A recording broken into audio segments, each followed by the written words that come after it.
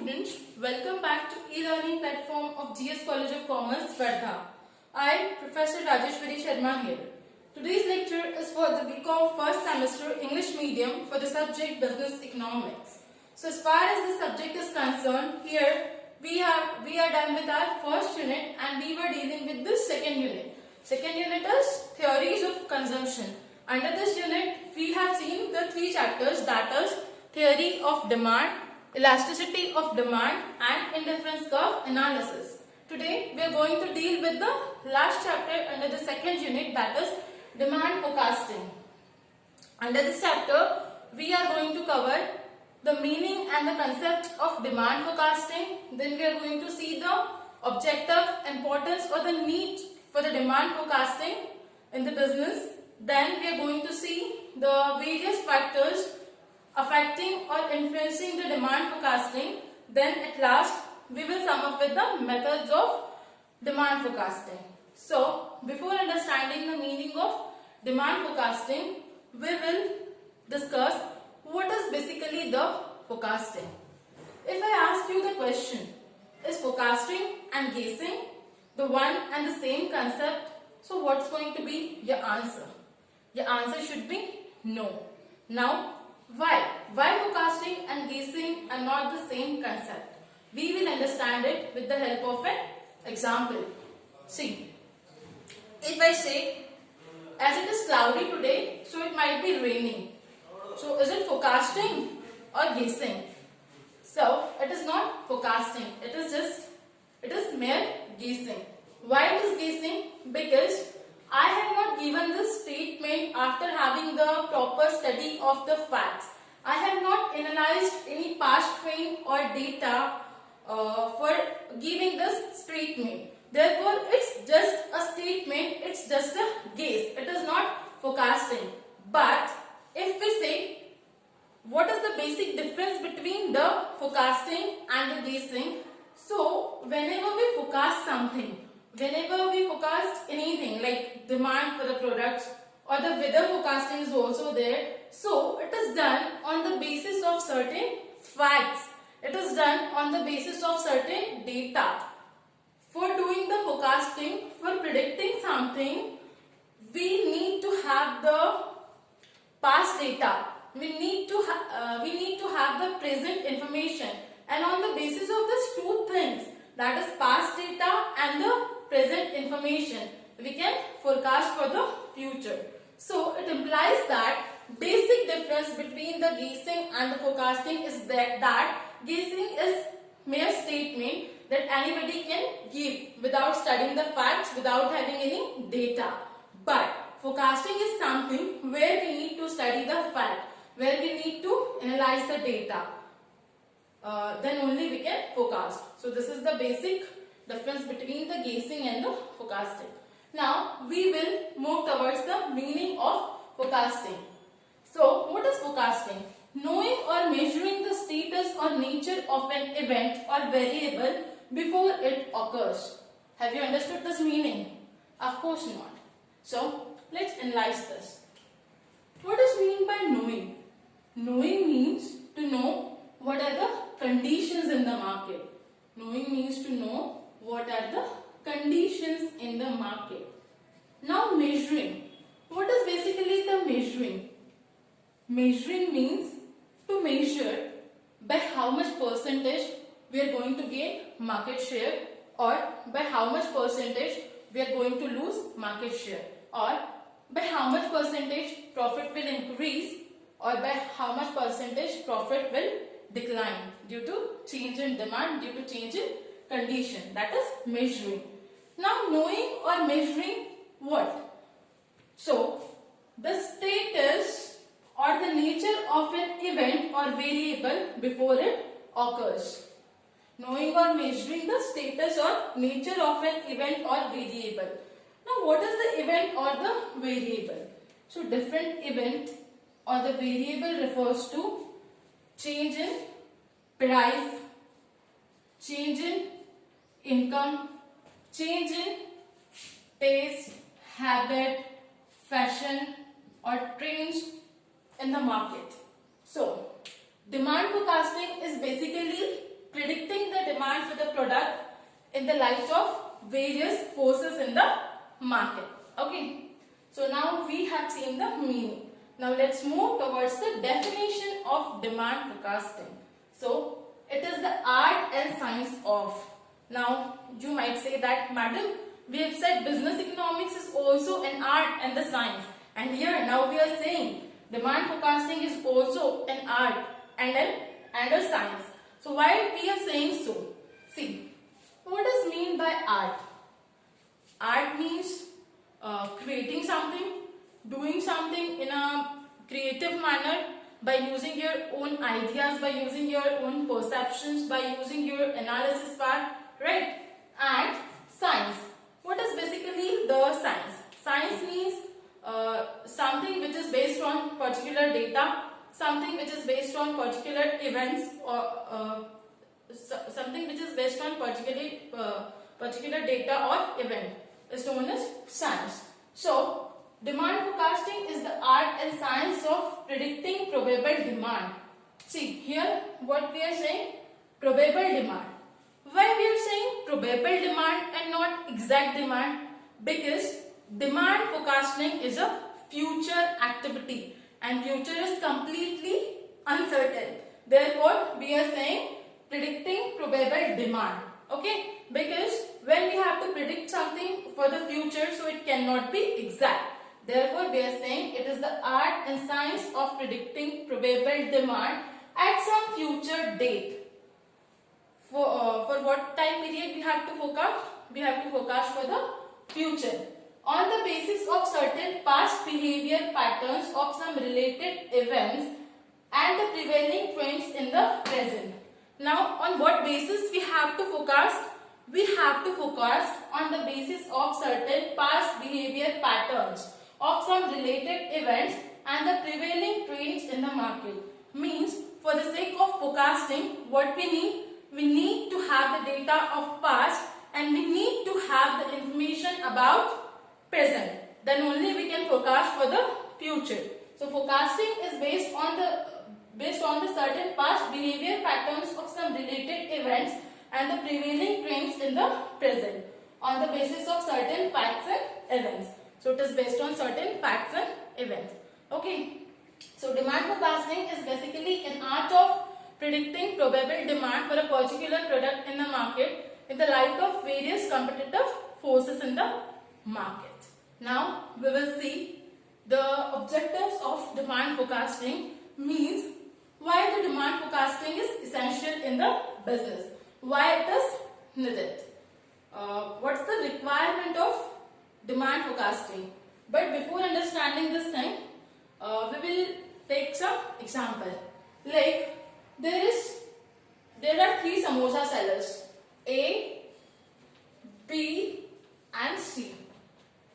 A makes 200 samosas and sells 200 samosa. B makes 200 samosa and can sell only 150 samosa. And C makes 150 samosa, but there is demand for 200 samosas of C. So who is going to earn more profit over here? Of course, A. Why? Because he is fulfilling the demand for his product. And what will happen in case of B? See, B has not forecasted the demand for his product in the market, so he is doing overproduction.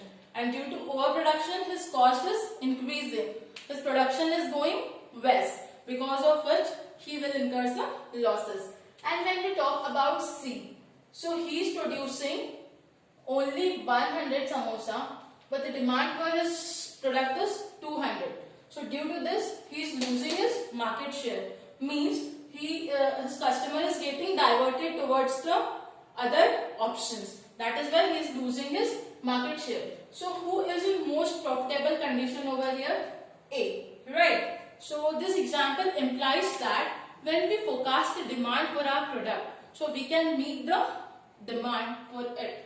We can meet the expectation of the customers, and therefore when we talk about, we can reduce the wastage. And therefore, when we talk about the demand forecasting, so it is essential and crucial for each and every business, either it's small or it is large. So now we will see the various objectives or the needs for the demand forecasting. So basically the objective of demand forecasting is divided into two parts, that is short-term objectives and long-term objectives. When we talk about the short-term, so short-term refers to the period of 1 or 2 years, but when we talk about the long-term, so it refers to long period of time, that is 5 years, 10 years and so on. So why in short term demand forecasting is important, or what are the short term objectives of demand forecasting? So first one over here is appropriate production scheduling.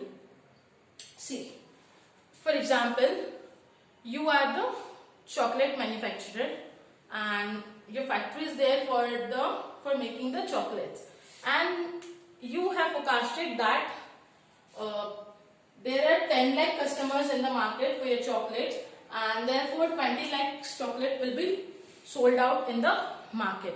Okay. Now, when you have forecasted all these things, so you will be able to make appropriate production schedule. Means, if we are talking about the production of anything, so is it possible to produce something in one day? And even some of you will say, yes ma'am, there are many things that can be produced in one day. Still, for making it available to the customer, for taking it to the market, we need some distribution channels. We need some, we need a chain that cannot be created within a day. So therefore, production cannot be done in one day. So when we forecast the demand for our products, so it guides us in making a production schedule. Means it helps us to predict.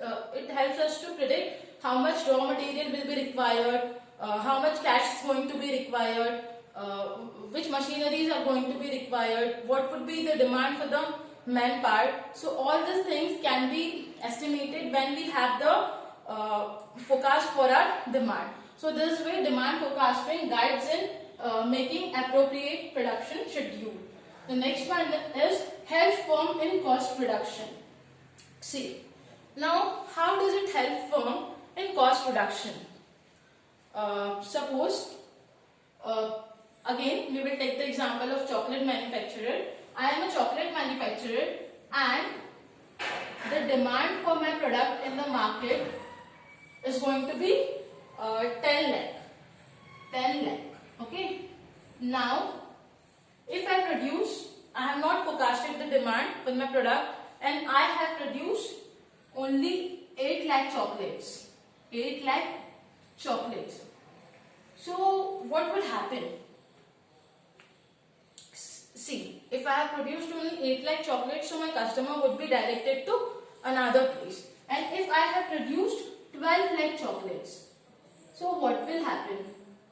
My cost will increase. Why? Because there is overproduction. Okay? And the left out production will go west. Therefore, my cost will increase. So this way, demand forecasting helps us to reduce cost. For example, I have not forecasted the demand properly and I have produced only 10 lakh chocolates in first batch, and then later on I came to know there is demand for my chocolates in the market. So even 20 lakh chocolates could be sold out, and even I had the planned capacity of producing the 20 lakh chocolates. Still I haven't produced it because I have not forecasted the demand properly. So what will happen? See, if instead of producing 10 lakh chocolates, I have produced the 20 lakh chocolates, so I would have needed more raw material, so there would be more discounts. If there would be more discounts, my fixed cost would have been reduced if I have produced this chocolates in the single attempts. So this way, when we do proper demand forecasting, so it helps in the cost reduction as well. The next one is determining appropriate price policy. See, when you forecast the demand for a particular product in the market, so you can offer you can decide the optimum price for it at which it's going to be appealing to the buyer. If you see that demand for your product is going to be more in the market, so you can charge higher price. If you're going to see that there are many competitors in the market who are offering the substitutes to your products, and therefore your product will not be demanded if it is priced at very high cost. So at this case you may offer your product at low cost in the market so that you can sell more and more product and earn more and more profit. So in this way, if you're going to forecast the demand for your product, so it will help to frame your appropriate price policy so that you can sell more and more product in the market and earn more and more profit. Okay? Or another example here we can take is, if you are seeing there is slowdown in the economy, GDP in your country is continuously declining as far as the agriculture sector is concerned, so it is not also showing the positive growth. So here you are expecting that there may be slowdown in the market, or there may be recessionary situation in the market. So at that time you can reduce the price of your product in the market so that it can be sold in the market. So this way demand forecasting for your product also helps you to formulate proper price policy. Then setting sales target. Once you have forecasted the demand for your product in the market, so it also helps you in setting sales target.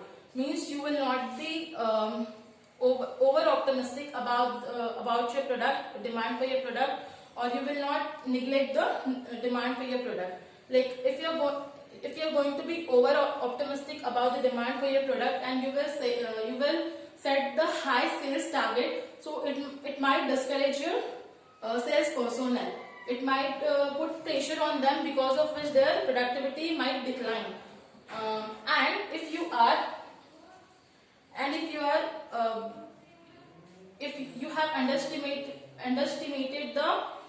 underestimated the sales target, so it might happen that your product may be sold very fast, and whatever the incentives that you have decided for the sales personnel, for that you have to incur the more expenditure, because of which your cost may increase. So demand forecasting, once you have forecasted the demand, so you also may set a proper sales target, which is not where the demand is not overestimated or underestimated. So these are some short-term objectives of demand forecasting. Now we will see how demand forecasting helps in long term, or what are the objectives of demand forecasting in long term. So first one is planning of a new unit or expansion of existing unit. Now take the example of JioPhone, that is feature phone of Jio, which has been came to the market and had been sold for rupees 800. So when it has been launched in the market, so it was very well known that this phone will not last for more than 2 to 3 years. Okay, so manufacturer of this phone have already estimated that this phone, the range for this phone will not last for more than 2 to 3 years in the market. So therefore it is of no use to expand the production capacity of the plants which are required to produce this phone. Okay, and if you talk about some product like Titan watches, okay, or some brand or some luxurious car which is going to have more demand in the future. If the demand is being forecasted for this product, if such products are being considered for demand forecasting, so manufacturer can decide about the expansion of existing unit, because there may be the increase in the demand for those products in the future. So this way, when you have done the demand forecasting for your product, so you get an idea about what decision needs to be made regarding the expansion, regarding the capacity of the plant, regarding the expansion of plant size, or setting up of a new plant, or regarding reduction in the existing capacity of the plant. So this way demand forecasting helps in long run in the production decision. Then next one is planning long term financial requirements. See, now you have forecasted the demand for your product and you have seen that it's going to be increased in the market in the long run, and therefore you want to set up a new plant. You want to expand, or you want to expand the capacity of your existing plant. So in that case you will need finance. Without finance you cannot either set up a new plant or you cannot expand the capacity of old plant. So if you have done proper demand forecasting, so it will also help you to decide your financial needs. And once you have assessed your financial needs, once you have decided how much finance you are going to need, in future, so you can plan regarding from where finance needs to be taken, on what cost it needs to be taken, what's going to be the return on the, what's going to be the cost of capital, and how it's going to be the return on the capital. All these things you can plan, and there may be proper long-term financial planning, which can also help in long-term, which may also help in reduction in cost in long term. So this way demand forecasting also helps in planning long-term financial requirements. The next one is planning manpower requirement. If you are thinking of expanding your plant capacity, if you are thinking of launching new product in the market, so of course for the proper implementation of your plan, for fulfilling the expectation of the customers, for launching your product in the market, you also will be in need of the manpower. Without manpower you cannot go for the production activities, you cannot go for the marketing activities, you cannot go for the production or the marketing activities. So when you have done the demand forecasting for your product that is going to be launched in the future in the market, so in that case you can also assume how much manpower would be needed for the production of the particular commodity, particular units of commodity that you are going to launch in a future period of time. So in this way, and from where you are going to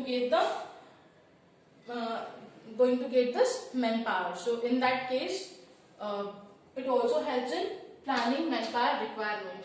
So this way demand forecasting helps in long run.